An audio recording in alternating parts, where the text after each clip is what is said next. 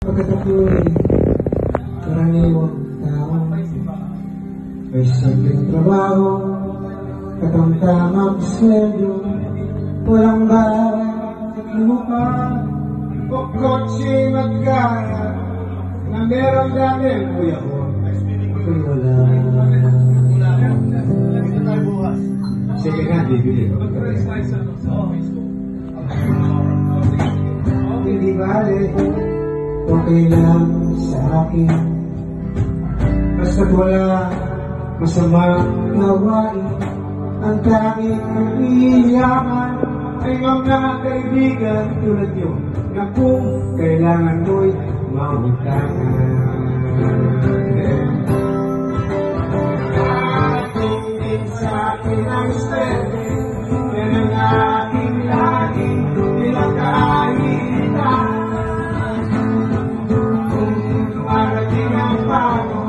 Ang konting pahinga ay kinakailangan. Ang bukas, pagpatuloy, ngunit lalong ang bayad ko'y naghihirap. Halagang piso ay lalong bumagsak at ang mga bili tumaas ang presyo. Ngayon kulang na sa ito. Ating sa akin ang sweldo, binigay ng kaya, kaya bakit ang ba? Kung dumarating ang pagod, wala na akong oras, papatay na.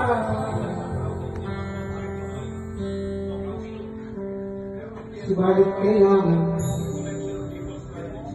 magpatuloy. Ang tanong ko, ba't nagkaganito?